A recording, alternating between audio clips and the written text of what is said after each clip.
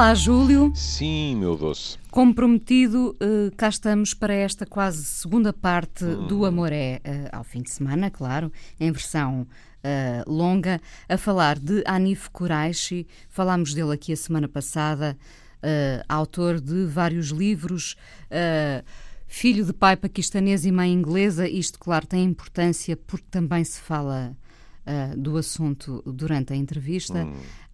O Hanif Kureishi escreveu já vários livros, ficções, livros de contos. Acaba de editar um novo livro chamado Nothing, e é autor, inclusivamente, de Intimidade, um dos seus livros mais conhecidos, que foi depois adaptado ao cinema, e aliás também se fala desta intimidade nesta entrevista. Ora bem, o Júlio tinha deixado no ar a semana passada esta vontade de falar sobre o momento em que é abordado o tema da psicanálise, porque ele diz a dada altura, e isto de facto dá pano para mangas, na psicanálise não há que ser empático. E podemos começar por aí, embora haja outras questões que se tivermos tempo, eu também gostaria de abordar. Mas é verdade. Quando costumo, eu dispersei-me e achei que era completamente desadequado em 2 minutos abordar isso. Porque a questão que lhe põe é, ele fala da ligação com os outros. E ele é muito crítico desta sociedade neoliberal pelo seu individualismo, pelo seu narcisismo, etc. E, portanto, a pergunta que lhe põe é: a ligação de que fala ao outro passa por uma das palavras mais usadas atualmente, empatia? E ele responde que a palavra não significa muito para ele porque nunca a entendeu. E diz assim: acho que vem da psicologia do ego americana e pretensamente quer dizer que o analista nos entende. É uma ideia falsa. A outra pessoa tem de permanecer outra. Podemos simpatizar com ela, quer dizer que estamos a sofrer com ela. Simpatizar é uma palavra que gosto. Ora bem, este homem, como no domingo passado nós referimos, é um homem que valoriza enormemente a diversidade e que abomina a homogeneização das pessoas, tornar-nos todos iguais. Ele falou disso e nós referimos-lo quando disse da sua ambivalência perante a globalização. Coisas muito boas e outras que o assustam muito. No fundo, a perda da identidade também, exato, não é? Exato. Mas aqui, quando ele diz e pretensamente quer dizer que o analista nos entende, acrescenta, é uma ideia falsa, a outra pessoa tem de permanecer outra. Aqui há, desde logo, uma dificuldade. Depende muito do que entendemos pelo verbo entender. Peço desculpa pelo péssimo português. Se temos uma visão superficial de entender, isso é fácil. Se este entender é um entender mais profundo, e é ao que ele se refere, e por isso vai desaguar na psicanálise, eu tenho sérias dúvidas que nós sejamos entendidos por assim por tanta gente e vice-versa. É uma boa questão, porque há cada vez menos tempo para o entendimento, não é?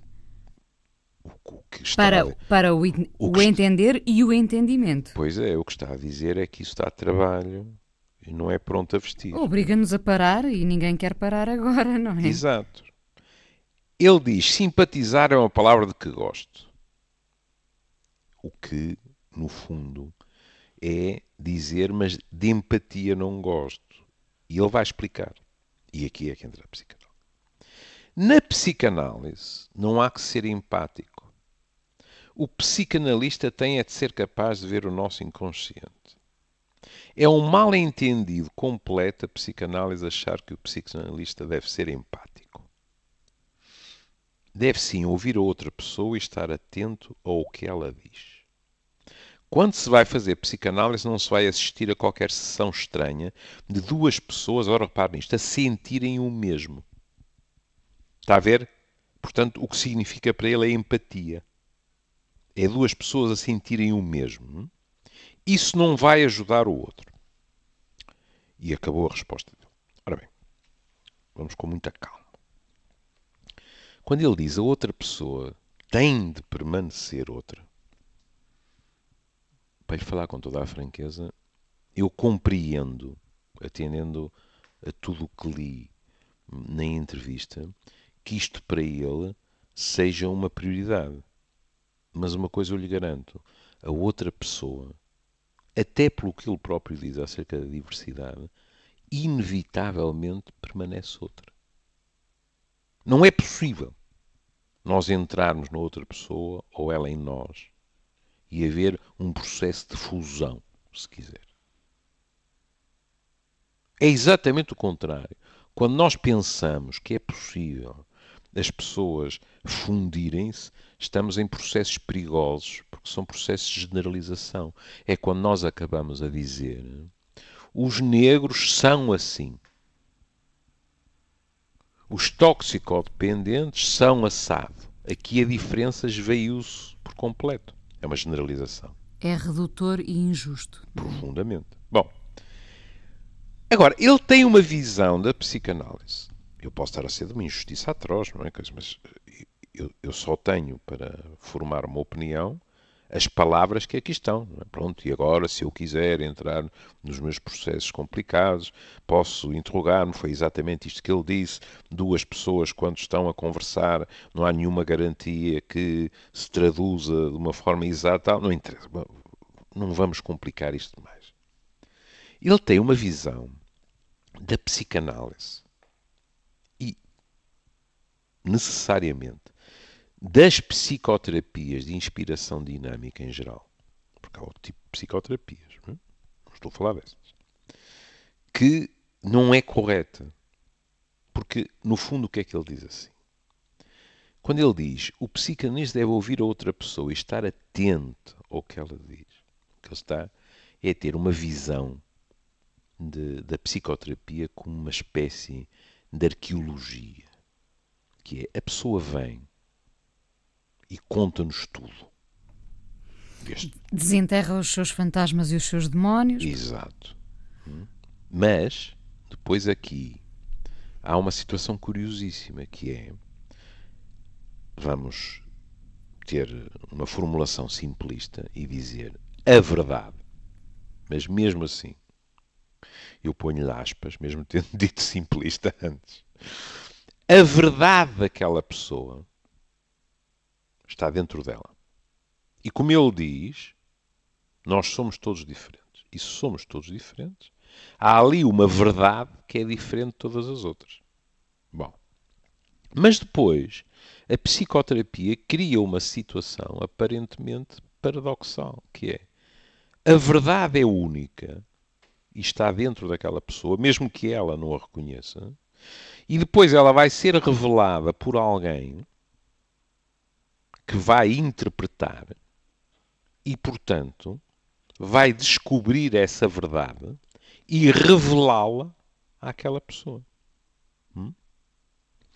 Ora, isto pressupõe uma dinâmica, digamos assim, complicada, que é alguém chega, fala consigo uma, duas, dezenas de vezes, debruça-se sobre o presente, sobre o futuro e muito sobre o passado. Conta a sua história, no fundo. Como disse, em termos de fantasmas, etc., em associação livre vão surgindo coisas, muitas vezes que estavam nos baús da memória, que nos surpreende até que de repente venha à superfície, etc. Mas porquê é que isto é paradoxal? É que, sendo algo de tão próprio, parece estranho que quem tem a chave para lhe dar um sentido seja um outro.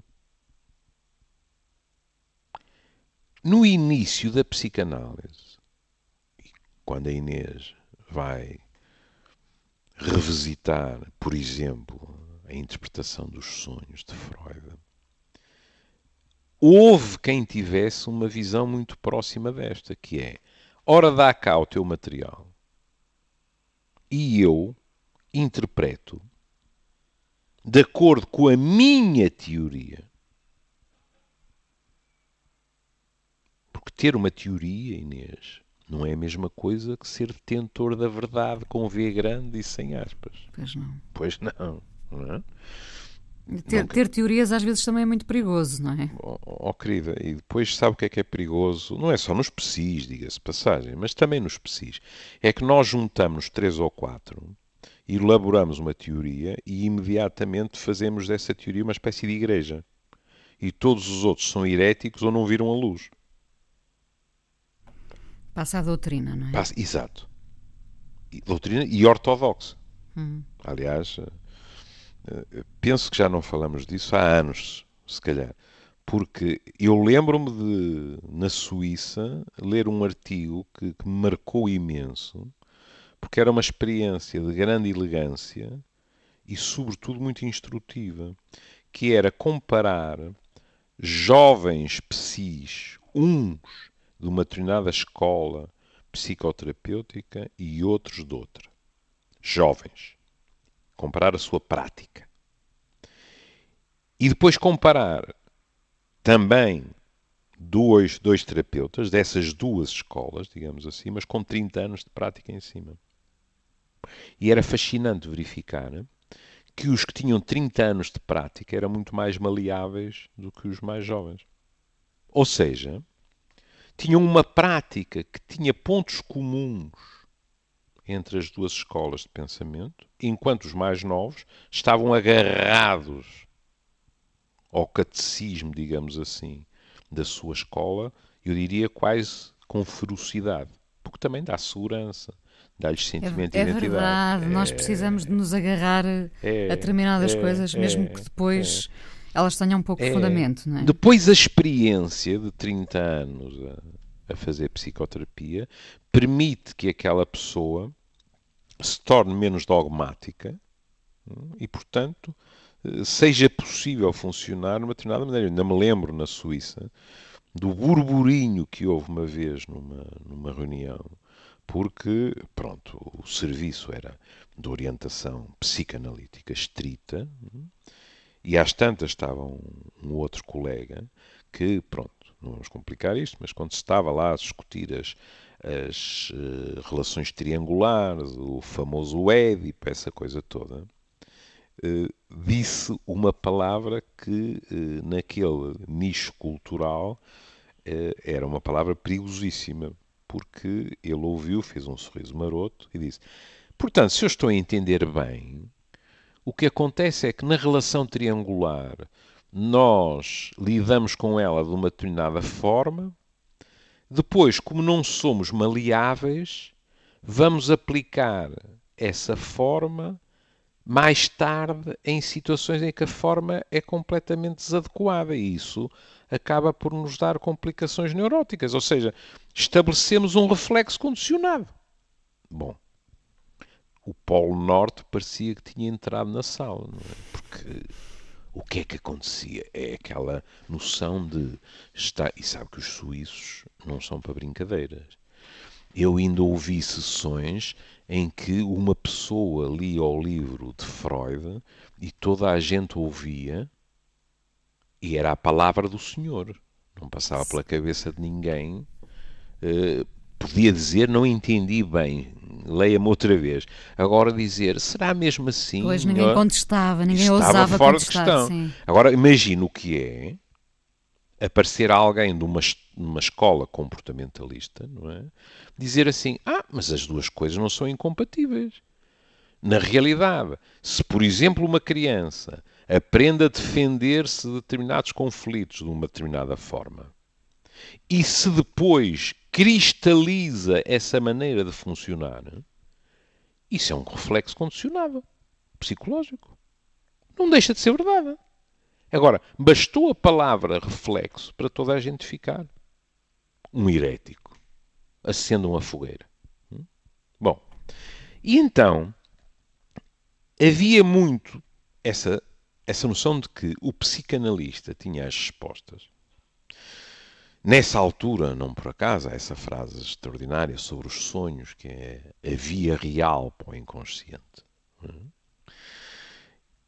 E funcionava-se muito num registro próximo do que é dito na entrevista.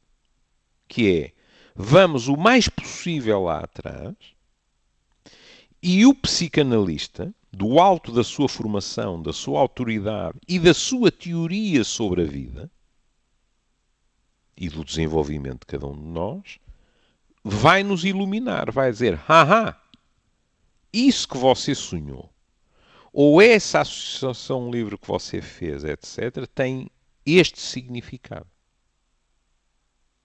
E porque tem este significado, você é isto, é aquilo, é aquilo outro.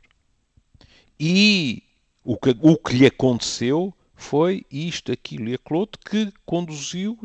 Se reparar nesta forma de funcionar, a pessoa que está a ser psicanalizada, ou que está em psicoterapia, é melhor dizer assim, porque parece que estou a falar só da chamada cura-tipo, não é? Do divã que uma senhora ofereceu a Freud e que se tornou o divã mais famoso da história, não é?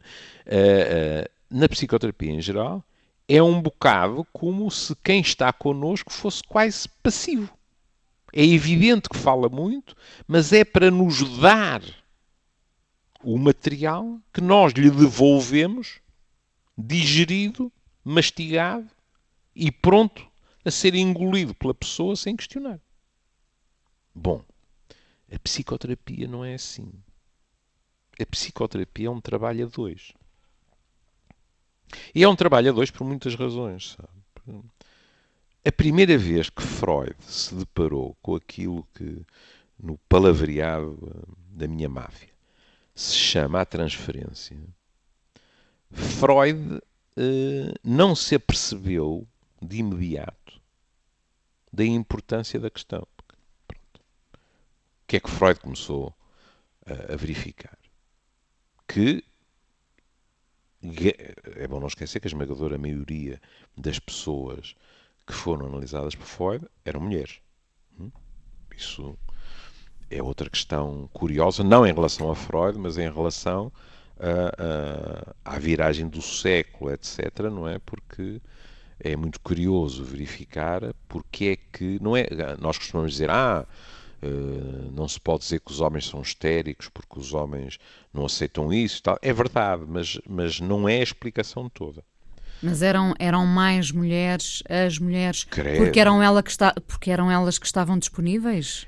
Porque, na minha opinião, e de outros, não estou a inventar nada, o próprio banho cultural favorecia muito isso, não é? Nós tínhamos, sobretudo, como clientes da psicanálise, primeiro, mulheres ricas, com posses. Aquilo não era barato. E naquela altura, que eu saiba, ainda não havia, como depois passou a acontecer, a possibilidade dos institutos de psicanálise analisarem pessoas a preços módicos, quase simbólicos. Não é? Mas, no fundo, estávamos perante uma elite cultural que, por exemplo, Inês, basta dizer-lhe isto, algumas das clientes de Freud eram, por exemplo, americanas que vinham expressamente dos Estados Unidos e ficavam, por exemplo, 6 meses em Viena a ser analisadas por Freud. Não é qualquer trabalhador da América profundo que pode fazer uma coisa, nem hoje, muito menos naquela altura, não é? E mulheres que na família, como existia naquela altura, mulheres que estavam, a maior parte das vezes, numa situação clássica de serem mulheres que estavam nas suas casas, com os seus maridos, com as suas vidas públicas, e elas com o seu piano para tocar, com os seus livros para ler, os que, digamos assim, eram considerados adequados, e numa situação de submissão, muitas vezes de aborrecimento, etc., que, por exemplo, na esfera sexual, fez com que um dia Freud dissesse, bem, mas estas mulheres só têm duas soluções, que é ou o adultério ou a histeria. Ou seja, ou ficam doentes por frustração, ou então há uma relação triangular. Ou seja, o contexto cultural também era um contexto muito particular. Mas agora, veja. Quando estas duas pessoas estão em diálogo, Freud de repente começa a notar o quê? Que estas mulheres, não quer dizer que os homens não manifestassem coisas semelhantes, mas num outro registro. Mas estas mulheres começam, muitas delas, a demonstrar sentimentos amorosos para com ele. O que, aliás, e penso que já um dia lhe contei essa história, o que, aliás, tinha posto os cabelos em pé a Breuer, que tinha sido protetor de Freud e que, inclusivamente, tem um livro escrito a meias com Freud, os estudos sobre a histeria, que tinha posto Breuer de cabelos em pé, por razões que não vale a pena agora abordarmos, porque ele temeu ser, eventualmente, motivo de escândalo aquilo que era uma fantasia de uma das suas doentes sob hipnose. Bom, Freud, que ainda por cima estava a funcionar não no registro da hipnose e que não tinha uma autoestima provavelmente tão grande como a de Breuer, começou a pensar assim, mas isto não faz sentido. Porque é que estas mulheres que não sabem nada a meu respeito, porque depois também há outra coisa, quer dizer, não havia televisão, não havia as revistas que dizem onde estamos a passar férias, etc, etc. Portanto, havia muito pouco conhecimento de quem estava por trás do divã. Pronto. R. Professor Freud e estamos conversados. Não é? Que também é uma história bonita saber, por exemplo, as cunhas que foram metidas para Freud chegar a professor. Porque, como sabe, as mulheres, quando deitam as mãos à obra, é sair da frente. Não é? E, portanto, Freud estava a ter dificuldades, não pelo seu valor, na minha opinião, mas estava a ter dificuldades, havia umas competições, etc. E uma das doentes dele meteu os pés ao caminho e foi direito ao ministro, não é? E catrapimba. Toma lá um quadro não sei quê e lá veio a passagem de Freud desbloqueada a R. Professor. Pronto. O que, aliás, ela se gabou. Está escrito. É fascinante. Mas Freud diz assim, mas então o que é que justifica isto? E pensou, não, o que eu sou é um ecrã. Estas mulheres estão a projetar em mim afetos que originariamente não eram destinados a mim.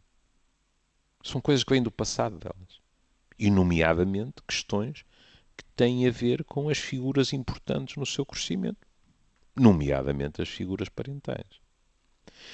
E quando Freud repara nisto, e lá estamos nós na subjetividade, que é a Inês agora pode dizer assim, e quem é que me garante que ele tem razão?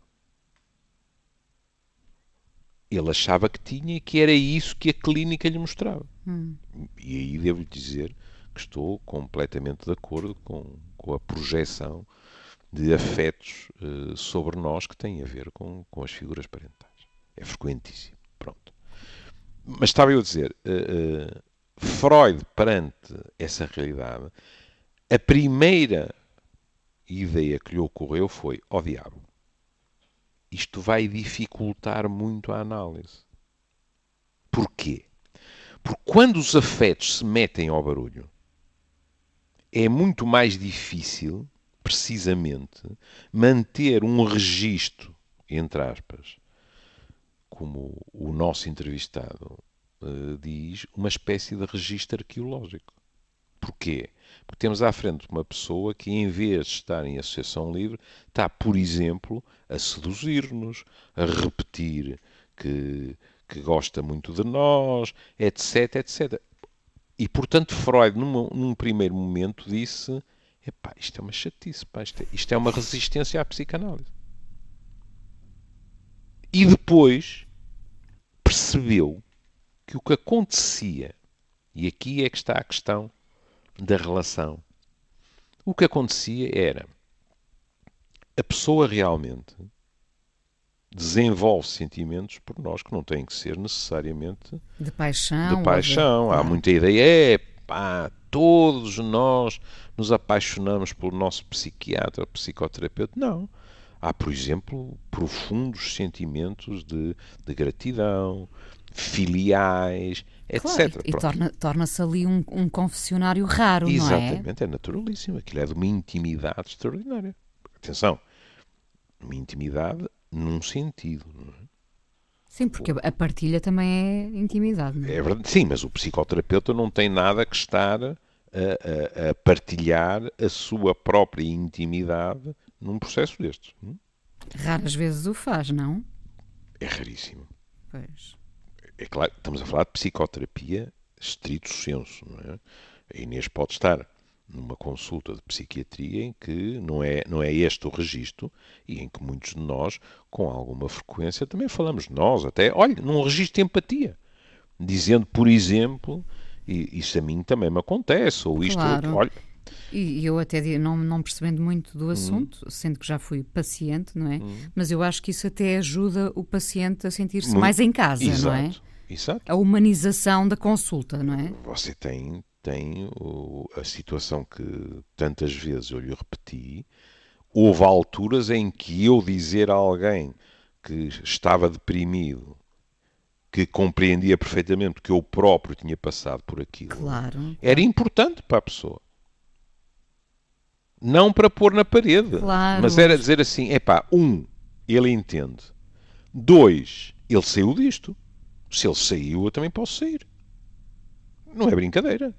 Dá alguma confiança. Bom, mas então, nessa altura, Freud começa a perceber que não só há afetos do lado de lá, mas também há afetos do lado de cá. É que o psicoterapeuta é de carne e osso. Nós temos pessoas com quem temos mais prazer em fazer uma sessão de psicoterapia do que outras. Nós temos pessoas de quem gostamos mais do que de outras. Pelas suas características pessoais, pelo seu brilhantismo intelectual, por isto, por aquilo, por aquilo outro. E, portanto, na psicoterapia há, se quiser, uma zona intermédia, digamos assim, em que o que vem do outro lado e o que vai de nós se encontra. E isto é uma relação. O risco é se nós não nos apercebemos, por exemplo, do que vai do nosso lado. E aí podemos prejudicar a psicoterapia e, sobretudo, que isso é que interessa, podemos prejudicar a outra pessoa. Porque, por exemplo, se a Inês não se apercebe que há, por qualquer razão em si, uma certa antipatia por aquela pessoa, isso pode influenciar a maneira como a Inês orienta a psicoterapia. Claro. Pronto, isso é mau. Será mau para ambos, neste caso. Será mau para ambos, claro, porque também ninguém gosta de falhar e perceber depois que não foi suficientemente lúcido acerca de si mesmo. E, portanto, o problema da psicoterapia não é haver empatia entre as duas pessoas. Em primeiro lugar, nós dizemos que tem que haver aliança terapêutica. O que isso significa? Puxarmos os dois para o mesmo lado. Não é só nos psis, é na sua relação com o seu médico de família também. Isso é uma aliança terapêutica. Ambos tentamos que, por exemplo, a Inês melhore. Pronto. E depois há estes fenómenos de transferência que também existem com o seu médico de família. Isto não é um monopólio dos psis. Aliás, com os médicos de família e com a maneira como eles nos conhecem e com os anos que muitas vezes já levam a seguir-nos, pode compreender que fenómenos desses, não é, de projeções afetivas, têm todas as condições para crescer. Porque a Inês sente-se, por exemplo, sente-se perfeitamente protegido por aquele homem, por aquela mulher que a viu crescer. É por isso que eu às vezes digo, mas há algumas... Atenção, estou a falar de psicoterapias de apoio e não de números mais de trapézio da psicoterapia. Mas algumas das melhores psicoterapias de apoio que eu vi na minha vida foram feitas por médicos de família. Com bom senso, com leituras, etc. E, portanto... Relação de confiança. Exatamente. E, portanto, temos que ter a noção de que uma psicoterapia não é alguém que dá os dados e alguém que interpreta os dados e lhe dá as respostas certas para a outra pessoa endireitar a sua vida. Não. É um processo relacional. E, além disso, há outra questão nesta visão, de qualquer forma, de psicoterapia, que não é verdadeira. Que é esta noção de que, e agora o especialista, com estes dados no regaço, nomeadamente do trajeto de vida daquela pessoa, reconstrói o que foi a vida daquela pessoa e diz-lhe, olha, o que se passou consigo foi isto, isto, isto, isto, conduziu àquilo, aquilo, aquilo, aquilo. É muito perigoso ter essas certezas, sabe? Desde logo, o que as pessoas nos dizem é evidente que são factos, mas são factos emoldurados por afetos. É como se fosse um quadro. Tem os factos e depois a moldura são afetos. Porquê é que isto é importante? Nós não nos lembramos de todas as coisas com a mesma facilidade. Felizmente para nós esquecemos muitas. Aquelas que têm determinada importância, nós recordamos-las. Mas precisamente porque elas têm importância e porque a moldura é feita de afetos, muitas vezes os factos são adulterados por esses afetos. Porque foram importantes para nós, alguém que presenciou esses factos, se o psicoterapeuta chamasse lá a sessão, ia dizer, não foi rigorosamente assim, sabe? Aconteceu de outra maneira, foi tal, tal, tal, tal. Só que, pela importância de que os factos se revestiram para a pessoa, ela tem uma visão deformada. Logo, nós nunca podemos ter a arrogância de dizer assim, o que aconteceu no passado daquela pessoa foi isto, isto, isto, isto. Não. O que nós ouvimos não é uma descrição do passado. É uma reconstrução do passado feita por aquela pessoa com os seus investimentos afetivos nas suas recordações. Primeiro aspecto. E depois, o que se faz com isso não é ir em busca de uma espécie de revelação divina de que nós somos a mera trombeta. No caso da psicanálise, poderíamos brincar e dizer assim, não é nós invocarmos São Freud e de repente Freud falar através da nossa boca. São Freud é Não é isso.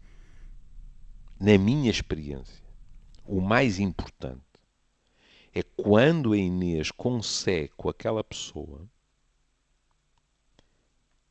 com a história que lhe é contada, com o diálogo que se vai estabelecendo entre as duas pessoas, com as hipóteses que vai pondo em cima da mesa, algumas das quais são aceitáveis para a pessoa, outras a pessoa diz-lhe que, no fundo, de uma forma explícita ou implícita, não fazem sentido nenhum.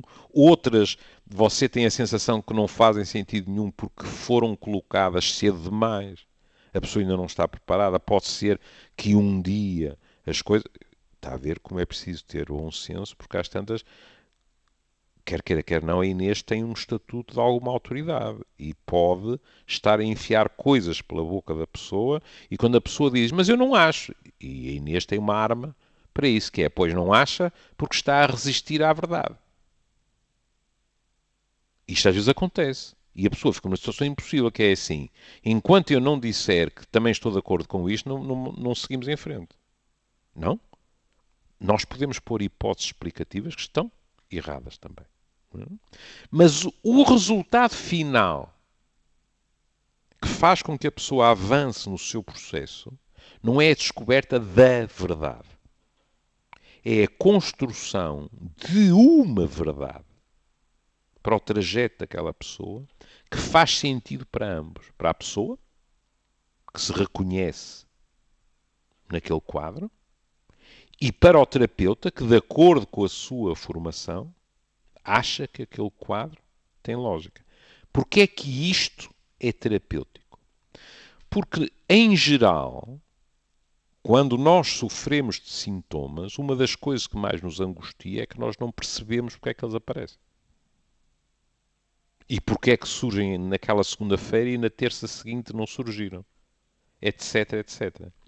Quando há um quadro que tem uma lógica interna e que nos permite dizer: então este padrão, por exemplo, de desgraças que me aconteciam e que eu assacava sistematicamente aos outros ou ao azar, eu agora vejo que era resultante de um determinado tipo de comportamento que já vem de trás e que eu consigo alterar, e isto é um resultado terapêutico feliz.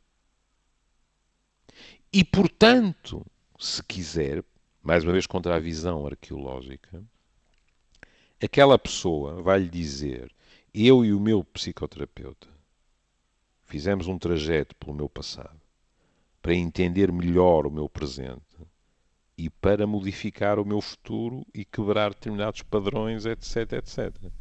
Mas o que não vai ser dito, como se estivéssemos no Extremo Oriente a escavar ou qualquer coisa assim, o que não vai ser dito é: nós escavamos no meu inconsciente e encontramos determinados vasos, determinadas moedas, isto, aquilo e aquilo outro, que explicaram tudo isto de uma forma quase sobreponível a uma equação de causa e efeito.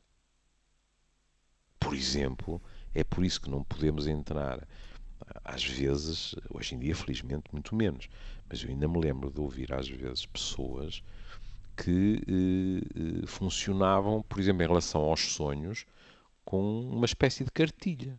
Se uma pessoa sonhava com isto assim, assim, isto significava que era tal e tal e tal. Não é? Sim, sim. Por isso o próprio Freud um dia também teve que dizer: às vezes um charuto é apenas um charuto.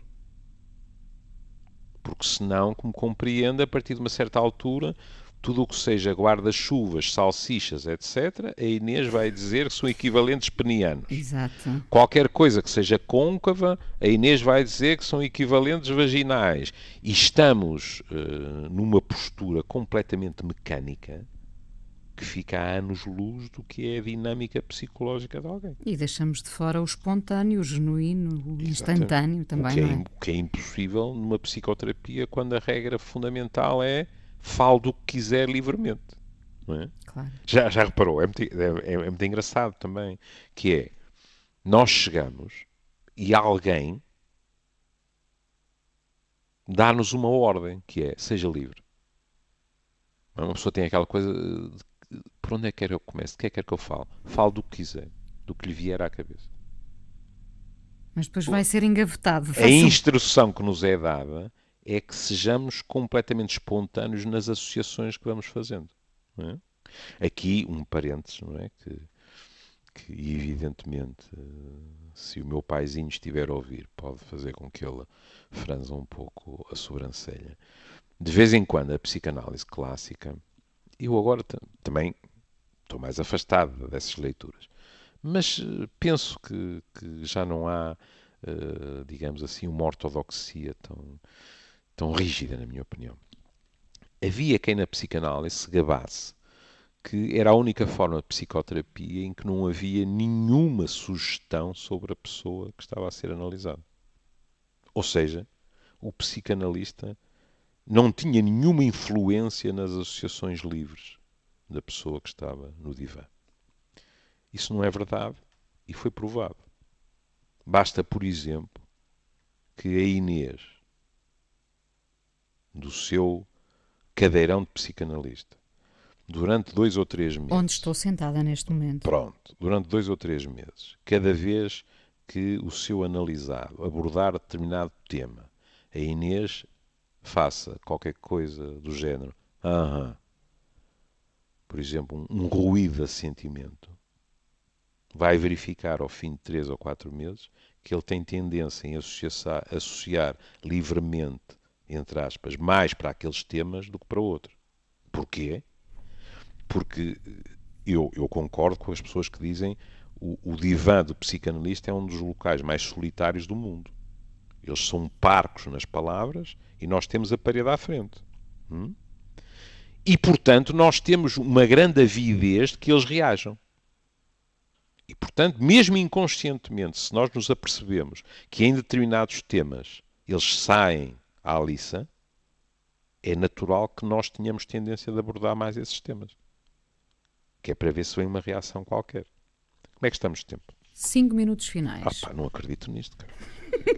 Não me diga que vai haver uma terceira parte. Não, é que há aqui uma coisa, que esta pelo menos tenho que dizer, que é quando ele explica como é que se tornou escritor. Porque isto é muito bonito, não é? Ele diz, perguntam-lhe, e o seu impulso para escrever? Ele diz, foi por volta dos 14, 15 anos. Como? Eu estava a olhar pela janela na escola completamente deprimido e ter a ideia... Lembro de olhar pela janela na escola completamente deprimido e ter a ideia de ser escritor. Naquele momento fiquei muito animado. Porquê? E ele perguntava, como uma epifania, quer dizer, teve uma inspiração, e ele disse, sim, uma razão para continuar. Tinha um objetivo, podia ser escritor. E agora veja isto. Lembro-me do momento de uma forma muito precisa. Consigo ver os caixilhos da janela e também o desespero e a frustração de estar naquela aula merdosa, eu estou a citar, isto veio no jornal, não é? Bom, com professores medíocres e a sua noção de educação. A ideia de me tornar escritor mudou tudo. A partir daquele momento eu sabia o que queria fazer. Ou seja,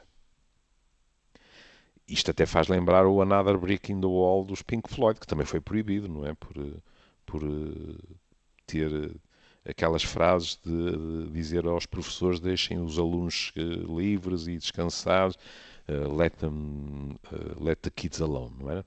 Hey, teach, let the kids... Isso foi proibido. Pronto. A canção era considerada comunista, autenticamente. Bom, no fundo o que é que está a acontecer? O tipo está a ouvir professores e não está com sorte no que lhe saiu. Não está com professores que lhe estimulem o imaginário ou a curiosidade. Estão-lhe, eventualmente, a vender uma cassete, ou pelo menos é o que ele acha, e repare como ele diz, a sua noção de educação. Aquilo que para aqueles professores era educar, para ele não fazia sentido. E então qual é a válvula de escape? Eu diria a escotilha por onde ele foge do submarino em que estava a caminho das profundezas do oceano e da mediocridade. Ele de repente pensa assim, vou ser escritor. E isto é muito bonito porque ao dizer ele dizia, podia dizer vou ser picheleiro. E entretinha-se com esse pensamento. Ou estrela rock, qualquer coisa. Não, ele diz, eu vou ser escritor. E eu pensar, vou ser escritor, o que ele está a dizer a si mesmo que não se tenha percebido aos 14, 15 anos, eu estou a viver uma realidade, e não resisto a repetir o adjetivo, porque acho de uma delícia merdosa. Provavelmente ele, em inglês, diz shitty, não é? Pronto. Ele está metido numa realidade merdosa e ele diz, eu vou ser escritor. Porquê? Porque vai criar outra realidade. É tão dolorosa e como é que eu ia dizer? E tão árduo o caminho quanto isso, e simples ao mesmo tempo, que é eu consigo aguentar isto porque na fantasia já sei o que vou fazer de mais tarde.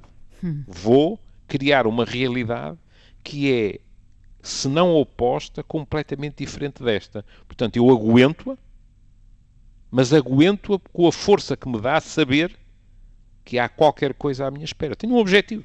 Isso também não se chama sonho? Claro. E ele transformou-o em realidade. Claro.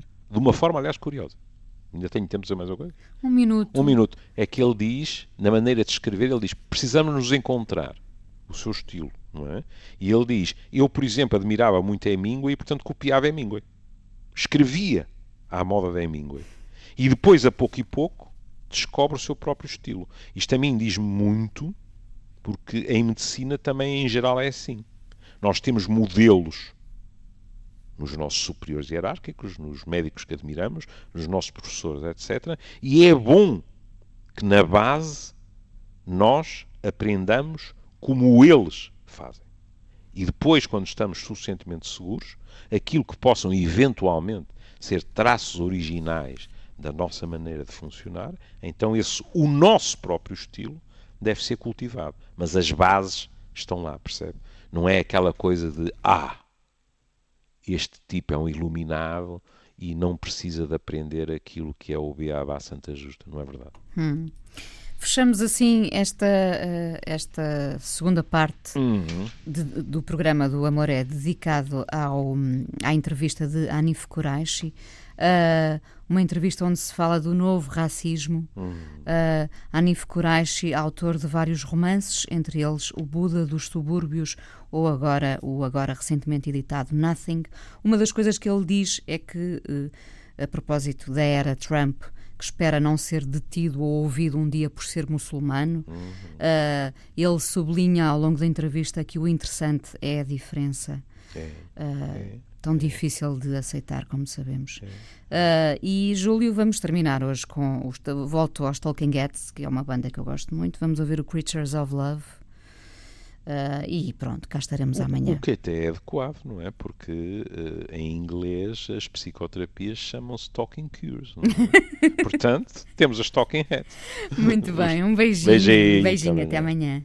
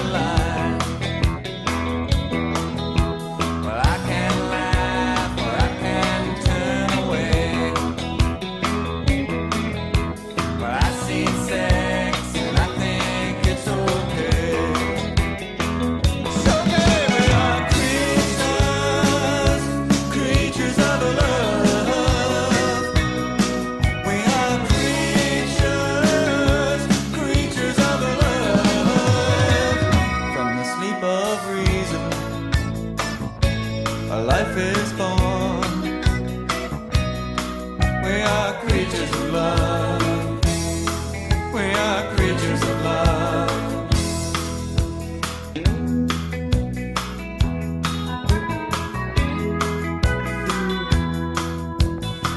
It's okay to be afraid when the blue spark hits your brain. We can love one another. Told that it's okay. So doctor, doctor, tell me what I am. Am I one of those human beings? Well, I can't laugh or I can't learn a thing. So help me now to find out what to feel. Help me.